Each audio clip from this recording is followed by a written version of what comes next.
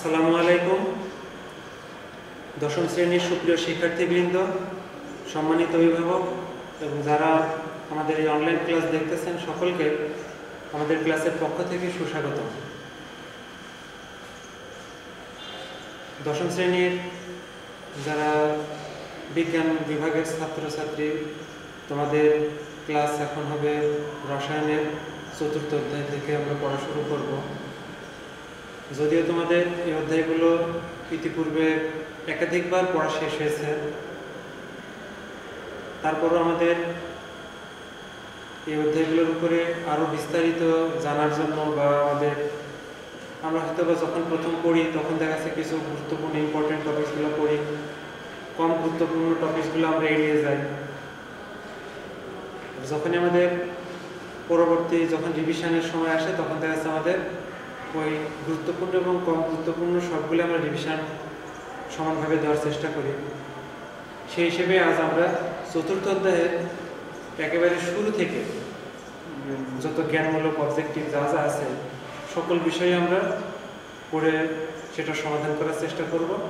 পাশাপাশি ইতিপূর্বে আমাদের যে সৃজনশীলের জন্য গুরুত্বপূর্ণ টপিকগুলো ছিল সেগুলোও পড়ব। এসব আমরা আমাদের ক্লাস শুরু করি।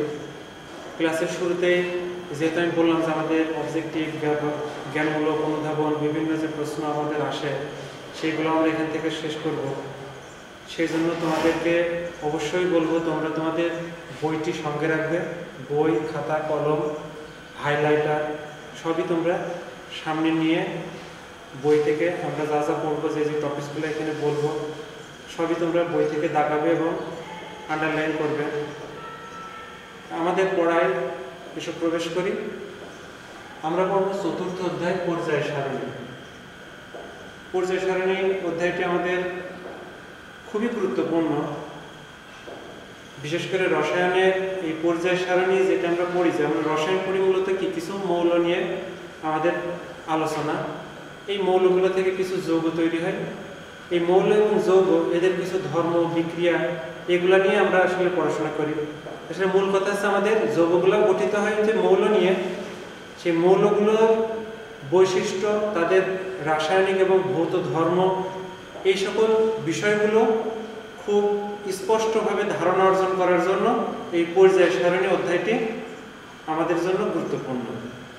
মূলত আমাদের এই অধ্যায় থেকে জ্ঞান অর্জন করে পরবর্তী আরও বিস্তারিত জ্ঞানের দিকে যেতে হবে। এটা হচ্ছে আমাদের শুরু, যে আমাদের মৌল কতটি আছে, কোন মৌলের কি ধর্ম, কি বৈশিষ্ট্য, এদেরকে একটি ছকে যে রাখা হয়েছে, এই ছকগুলায় যে ছকে আমাদের এদের এই মৌলগুলোকে অবস্থান দেওয়া হয়েছে, সেই ছকটির নামই আমরা বলি রসায়নে বা বিজ্ঞানে আমরা বলি পর্যায় সারণী। সেই পর্যায় সারণী নিয়ে আমরা এখানে আলোচনা করব। দেখো আমাদের এখানে কিছু তোমাদের বইয়ের একদম শুরুতে লেখা আছে পর্যায় সারণীর পটভূমি। ঠিক আছে, আমরা এখানে লিখেছি পর্যায় সারণীর পটভূমি। আরেকটি বিষয় আছে কি, আমাদের পর্যায় সারণীর বৈশিষ্ট্য। পর্যায় সারণীর পটভূমি, পটভূমি মানে কি? পর্যায় সারণীর শুরু। আমরা পর্যায় সারণী একদিনে তৈরি তো হয়নি, এটা তো আমরা ভালোভাবে বুঝি। যে আমাদের এই যে 118টি মৌল 2016 সাল পর্যন্ত IUPAC অর্থাৎ ইউপেক, এটা হচ্ছে একটা সংস্থা। এটি কি করে ভৌত এবং রাসায়নিক যে ধর্ম, সেই ভৌত এবং রাসায়নিক ধর্মের আলোকে রসায়নের যত মৌল আছে তাদের সকল মৌলের বৈশিষ্ট্য, তাদের নামকরণ করা, তাদের স্বীকৃতি দেওয়া, এই সব কিছুর নিয়ন্ত্রণ করে আছে এই IUPAC এই সংস্থা। এই সংস্থার তাদের হিসাব অনুযায়ী 2016 সাল পর্যন্ত যে 118টি মৌল আবিষ্কার করা সম্ভব হয়েছে, এই 118টি মৌল একদিনে তৈরি হয়নি। তাহলে এটা আমাদের শুরু হয়েছিল কবে থেকে বা কিভাবে আমাদের এটা তৈরি হয়েছে? আমাদের খ্রিস্টপূর্ব থেকে কিন্তু রসায়নের গবেষণা শুরু হয়েছে। তোমরা এগুলো জানো, প্রথম অধ্যায়ে আমরা পড়েছি। মিশরীয়রা বা আরবীয়রা তারা এই রসায়নের গবেষণা অনেক আগে থেকে শুরু করেছিল, কিন্তু তখন আমাদের যে মৌলগুলো আবিষ্কার করা সম্ভব হয়েছিল সেই মৌলগুলোকে কোনো নিয়মমাফিক ছকে স্থান দেওয়া সম্ভব হয়নি। নিয়মমাফিক ছক তৈরি করে প্রথম মৌলগুলোকে স্থান দেওয়ার জায়গা করার পরিকল্পনা করেছিলেন আধুনিক রসায়নের জনক ল্যাভোইসিয়ে। তিনি মাত্র 33টি মৌল, এখন তো বললাম যে আমাদের 118টি মৌল, এই ল্যাভোইসিয়ে 1789 সালে প্রথম 33টি মৌলকে নিয়ে একটি ছক তৈরির পরিকল্পনা করেছিলেন, যেখানে আমাদের ধাতু এবং অধাতু এই দুইটা বিষয়কে তিনি ভিন্ন ভিন্ন ভাবে দুইটা ভাগে ভাগ করেছিলেন।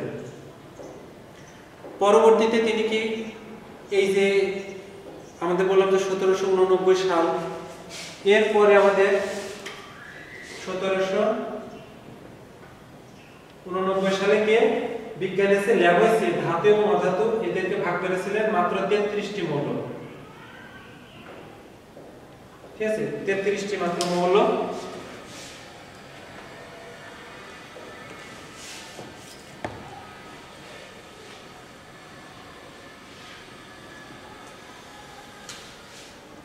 তাহলে এরপরে আমাদের কি বলছি 1829 সাল, এই যে 33টি মৌল, তারপরে এই বিজ্ঞানী ল্যাভোইসিয়ের পরবর্তীতে অনেক দিন পরে অর্থাৎ কি 1829 সালে ডোবেরাইনার, ঠিক আছে তোমাদের বই আছে দেখবে লেখা, ডোবেরাইনার নামক একজন বিজ্ঞানী পরবর্তীতে তিনি আবার কি করলেন, ওই মৌলগুলোকে আবার কিছুটা মানে নতুন কিছু সম্পর্ক বা নতুন কিছু বৈশিষ্ট্যের সঙ্গে মিল করার চেষ্টা করলেন।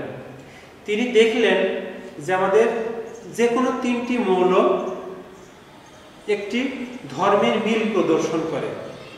সে কি ধর্ম, কেমন মিল? যে কোনো 3টি মৌল কি করে, তাদের যে মনে করো আমাদের 3টি মৌল এ বি সি, আমরা এদের কি করছি, এদের পারমাণবিক ভর যদি আমরা পর্যবেক্ষণ করি দেখা যাবে যে এ এবং সি এই মৌল দুটির পারমাণবিক ভর করে যদি তার গড় করি, মানে কি 2 দিয়ে ভাগ করি, যেহেতু মৌল দুটি তার গড় করলে 2 দিয়ে ভাগ করলে দেখা যাবে যে সেইটি বি এর পারমাণবিক ভরের সঙ্গে মেলে বা এর কাছাকাছি হয়। তখন তিনি এটার নাম বললেন কি ত্রয়ী সূত্র। তিনি প্রথম যখন এটাকে দেখলেন, তিনি এখানে 3টি মৌলকে একসঙ্গে মানে মিল করার চেষ্টা করেছিলেন। মৌল 3টি আছে ক্লোরিন, ব্রোমিন এবং আয়োডিন। এখানে ক্লোরিনের ভর কত আমরা জানি, পারমাণবিক ভর 35.5, ব্রোমিনের ভর কত 80 এবং আয়োডিন কত 127। তাহলে ডোবেরাইনার কি দেখলেন, প্রথমটি এবং তৃতীয়টি যদি আমি যোগ করি 35.5 যোগ 127, তাকে যদি আমি 2 দিয়ে ভাগ করি দেখা যাবে যে 81.25 পেলাম। তার মানে কি হলো, সেটি আমাদের এই যে ব্রোমিনের পারমাণবিক ভরের সঙ্গে মেলে বা এর কাছাকাছি হয়।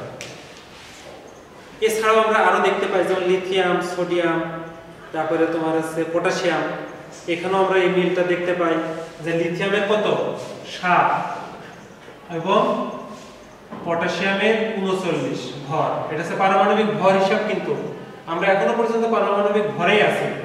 এই দুটিকে যোগ করে যদি 2 দিয়ে ভাগ দিই দেখা যাবে যে আমাদের কত হবে 23। এটি কিসের সঙ্গে মিলল, সোডিয়ামের সঙ্গে, মানে লিথিয়াম ছিল উপরে, পটাশিয়াম আছে নিচে, মাঝখানের সোডিয়ামের সঙ্গে আমাদের পারমাণবিক ভর মিলে গেল। এটিকেই আমরা বলি ডোবেরাইনার ত্রয়ী সূত্র। এরপর আমাদের কি বলছে, ডোবেরাইনারের পরে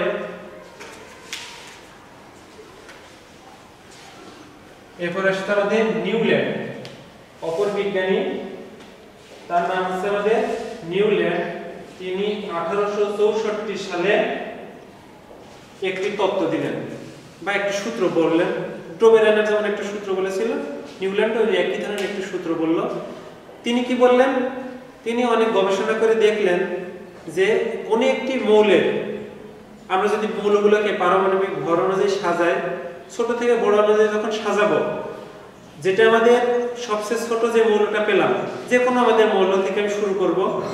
আমি যদি চিন্তা করি, ধরে নাও ছোট সোডিয়াম, আমরা দেখা যাচ্ছে শুরু করলাম লিথিয়াম। এই লিথিয়াম থেকে যদি শুরু করি, এর পরবর্তী 8 নম্বর মৌলের সঙ্গে তার ধর্মের একটি মিল পাওয়া যায়, ভৌত এবং রাসায়নিক ধর্মের মিল পাওয়া যাবে। দেখো আমরা বলি যদি লিথিয়াম দিয়ে শুরু করি, লিথিয়ামের পরে কি আছে?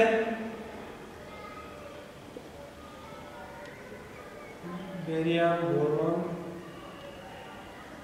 Carbon, nitrogen, oxygen, chlorine, neon. তারপর আসছে আমাদের সোডিয়াম। দেখো আমরা যে কোনো জায়গা থেকে যদি শুরু করি, ধরে নাও লিথিয়াম থেকে শুরু করলাম, দেখবো যে এর পরবর্তী 8ম মৌলের সঙ্গে ঠিকই আমাদের লিথিয়ামের একটি ভৌত এবং রাসায়নিক ধর্মের মিল পাওয়া যায়। এটাকে আমরা বলি কি নিউল্যান্ডের অষ্টক তত্ত্ব। কথা বুঝা গিয়েছে? তিনি যেটি তৈরি করলেন, তারপরে আমাদের কি আসছে, এটা কি কত সাল?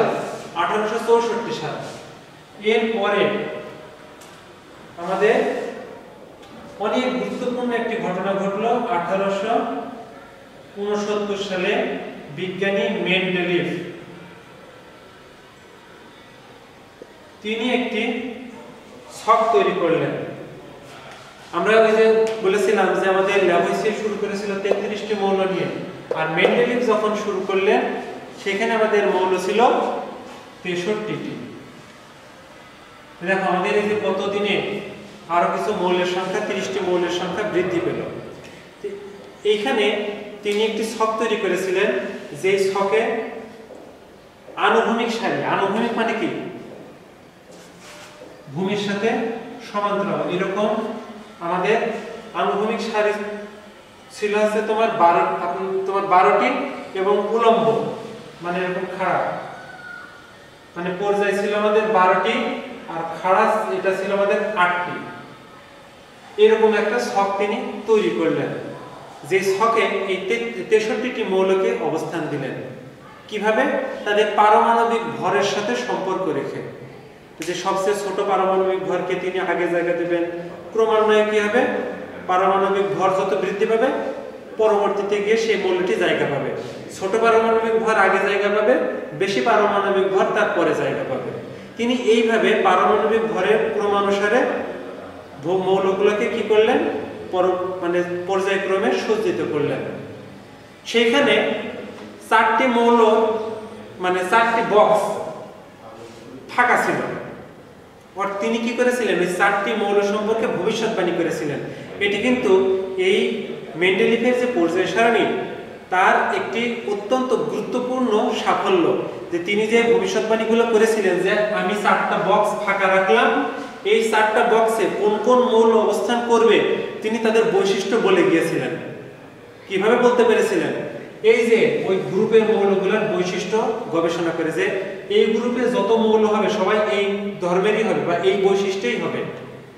তিনি সেই জন্য কি করলেন, এটার নাম তিনি বের করতে পারলেন না বা মৌল আবিষ্কার করতে পারেননি, কিন্তু তিনি তাদের বৈশিষ্ট্য বলে গিয়েছিলেন।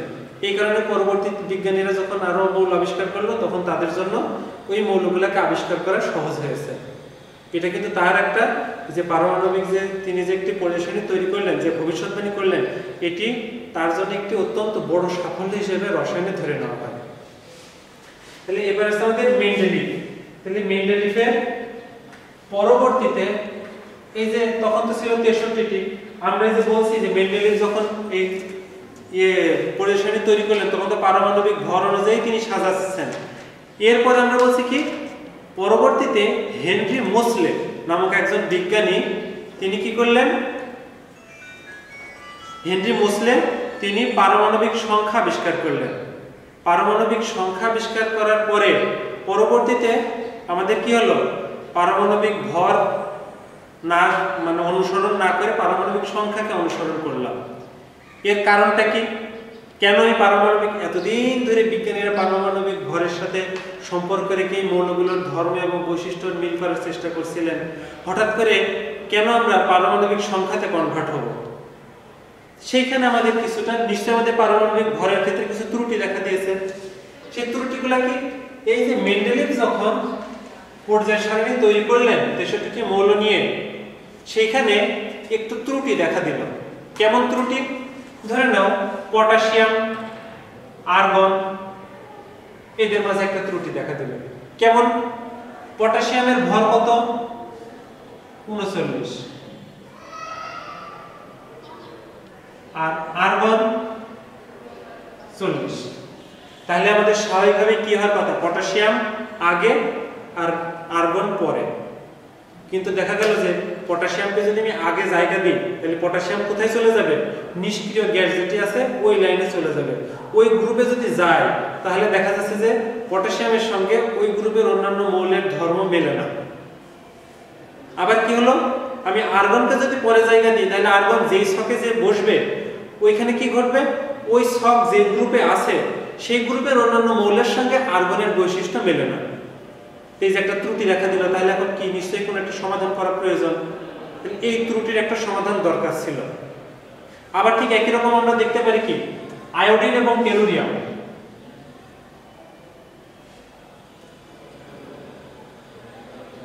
আয়োডিন এবং টেলুরিয়াম, আয়োডিন কত? 127 আর টেলুরিয়াম হচ্ছে 128।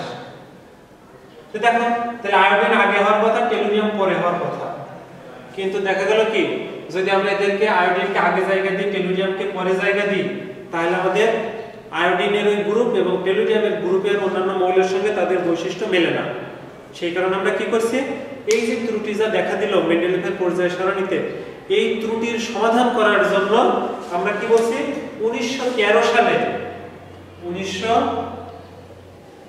সালে হেনরি মোসলে পারমাণবিক সংখ্যা আবিষ্কার করলেন এবং তিনি বললেন যে আমরা মৌলগুলোকে পারমাণবিক ভর অনুযায়ী যদি না সাজিয়ে পারমাণবিক সংখ্যা অনুযায়ী সাজাই তাহলে আমাদের অন্যান্য যা ছিল সেটি তো ঠিকই থাকবে, এমনকি এই যে ত্রুটিগুলোর কথা বলছি ত্রুটিগুলোরও সমাধান হয়ে যাবে। কেন? এই যে আমাদের পটাশিয়ামের পারমাণবিক সংখ্যা 19, আর্গনের 18, তাহলে আর্গনকে আমি আগে জায়গা দিতে পারছি আর পটাশিয়ামকে পরে জায়গা দিতে পারছি। কথা বোঝা গিয়েছে নিশ্চয়? তাহলে এই যে আমাদের যে সমাধান, ত্রুটির যে সমাধান, সেই ত্রুটির সমাধান করার জন্য আমরা পরবর্তীতে কি করলাম? পারমাণবিক সংখ্যা অনুযায়ী মৌলগুলোকে সজ্জিত করলাম। এখনো পর্যন্ত আমাদের সেই পারমাণবিক সংখ্যা অনুযায়ী মৌলগুলোকে সাজানো হয়েছে। এই নিয়ম অনুযায়ী আমাদের এই 118টি মৌলকে বর্তমান যে পর্যায় সারণী তৈরি হয়েছে তার উপর মানে সেই নিয়ম অনুযায়ী আমরা ওই পারমাণবিক সংখ্যার উপর ভিত্তি করে এই 118টি মৌলকে আমরা জায়গা দিয়েছি নতুন পর্যায় সারণী যেটা সেটাতে। এই যে আমাদের আগে ছিল পারমাণবিক ভর, পরবর্তীতে হলো পারমাণবিক সংখ্যা। এই পারমাণবিক সংখ্যা অনুযায়ী মৌলগুলোকে সজ্জিত করে যে পর্যায় সারণী পেয়েছি এটিকে বলি আমরা আধুনিক পর্যায় সারণী। তাহলে যে পর্যায় সারণী আমরা পেয়ে গেলাম, যে আমাদের পর্যায় সারণী পটভূমি আমরা পেলাম। এই পটভূমি মানে কি? পর্যায় সারণীর শুরু থেকে শেষ পর্যন্ত, মানে বর্তমান অবস্থা পর্যন্ত কোথা থেকে শুরু হয়েছিল এবং বর্তমান অবস্থায় কিভাবে এলো, এটাই আমাদের পটভূমি পেয়ে গেলাম। এটা আমাদের কিন্তু বিভিন্ন অবজেক্টিভ আমাদের এর ভিতরে আছে। অবজেক্টিভ বা ছোট প্রশ্ন, জ্ঞানমূলক প্রশ্ন, অনুধাবন, এগুলো কিন্তু তোমরা অবশ্যই পড়ে ফেলবে। এরপর আমাদের কি আসছে? পর্যায় সারণীর বৈশিষ্ট্য। পটভূমির পরে এবার আছে আমাদের বৈশিষ্ট্য। তো পর্যায় সারণীর বৈশিষ্ট্যটা কি? আমরা অষ্টম শ্রেণীতে এই বিষয়ে কিছুটা জ্ঞান অর্জন করেছি যে পর্যায় সারণী কি কি বৈশিষ্ট্য আছে। আমাদের যে আধুনিক পর্যায় সারণী মূলত আমরা এই পর্যায় সারণীর বৈশিষ্ট্যগুলোই পড়ব। ঠিক আছে? তো পর্যায় সারণীর আমাদের বৈশিষ্ট্য কি? আমরা একটি পর্যায় সারণী দেখে তৈরি করার চেষ্টা করি।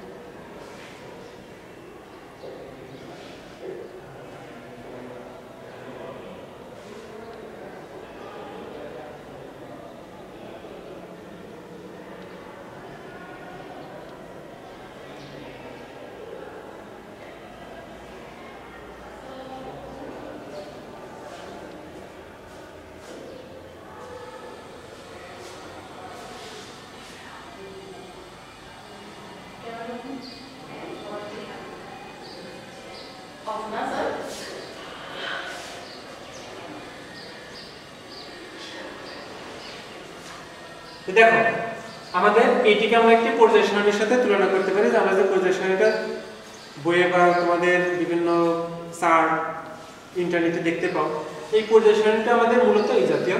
এই বৈশিষ্ট্যটা কি? পর্যায় সারণী আমাদের বেশ কিছু বৈশিষ্ট্য আছে, তার ভিতরে আমাদের গুরুত্বপূর্ণ যে বৈশিষ্ট্য সেটা আছে আমাদের এখানে পর্যায় কয়টি আছে এবং এখানে আমাদের সারণী অর্থাৎ গ্রুপ কয়টি আছে। আমাদের এখানে পর্যায় আছে তোমার মোট 7টি। এই যে এইটি আমাদের 1 নম্বর পর্যায়, এটি 2 নম্বর, 3, 4, 5, 6, 7। তাহলে আমাদের এখানে মোট পর্যায় আছে কয়টি? 7টি। এই 7টি পর্যায়, এটা আছে আমাদের চতুর্থ, পঞ্চম, ষষ্ঠ, সপ্তম। তাহলে আমাদের এখানে কয়টি পেলাম পর্যায়? 7টি পর্যায় এবং গ্রুপ আছে দেখো 18টি। 1, 2, 3, 4, 5, 6, 7, 8, 10, 11, 12, 13, 14, 15, 16, 17, 18। তাহলে এটি আছে আমাদের একটি বৈশিষ্ট্য, 7টি পর্যায়, 18টি গ্রুপ। আর কি আছে আমাদের? প্রতিটা পর্যায় বাম থেকে ডান পর্যন্ত 1 থেকে শুরু হয়ে 18 পর্যন্ত বিস্তৃত। এবং কি পর্যায় সারণীর বাম থেকে যতই ডান দিকে যাব, মৌলগুলোর ধর্ম পর্যায়ক্রমে পরিবর্তিত হবে। মৌলগুলোর ধর্ম, ভৌত এবং রাসায়নিক ধর্ম পর্যায়ক্রমে পরিবর্তিত হবে।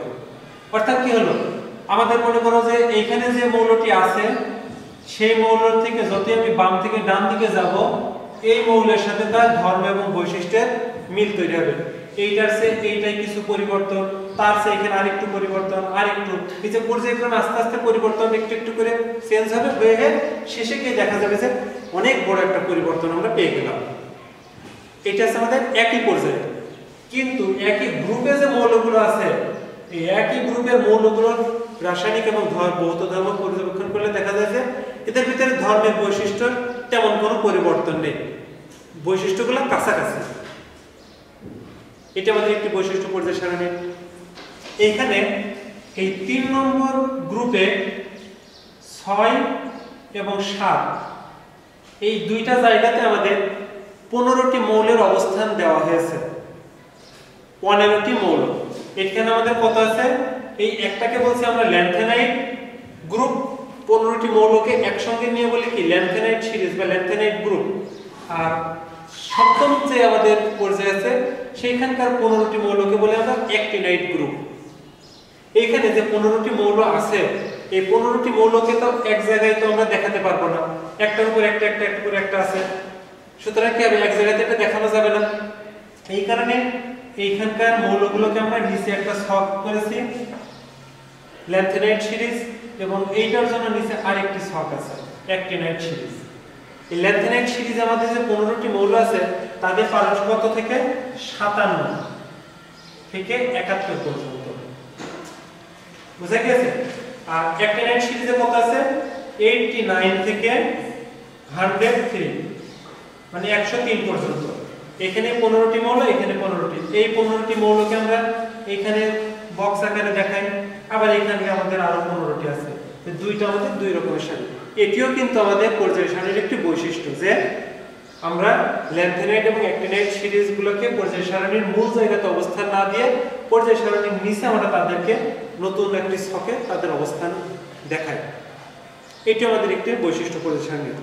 তো এই যে আমাদের পর্যায় সারণীর কিছু পেলাম বৈশিষ্ট্য গঠনগত, আমাদের আবার কিছু কি আছে, এই যে আমাদের কিছু বৈশিষ্ট্য গঠনগত, কিছু বৈশিষ্ট্য তোমার মানে বিক্রিয়াগতভাবে পেয়ে থাকি। তো দুইটি বৈশিষ্ট্য আমাদের, যদি পর্যায় সারণীর বৈশিষ্ট্য আমাদের কখনো চাই অনুধাবনমূলক প্রশ্ন হিসেবে রাখি, তখন আমাদের দুই ধরনের বৈশিষ্ট্য আমরা উল্লেখ করার চেষ্টা করব। যাই হোক সুপ্রিয় শিক্ষার্থী, আজ আমরা যে পর্যন্ত পড়েছি, তোমরা এ পর্যন্ত যত ধরনের জ্ঞানমূলক প্রশ্ন আমরা পড়লাম, এই সবগুলোই তোমরা বাসায় ভালোভাবে পড়ার চেষ্টা করবে। পরবর্তীতে আমরা এর পরবর্তী কিছু অংশ আলোচনা করব গুরুত্বপূর্ণ, তখন সৃজনশীলের কিছু টপিকস আমাদের ভিতরে চলে আসবে। যে সেই ক্লাস দেখার আমন্ত্রণ জানিয়ে আজকের মতো ক্লাস আমরা এখানে শেষ করছি। তোমরা সবাই ভালো থেকো। খোদা হাফেজ।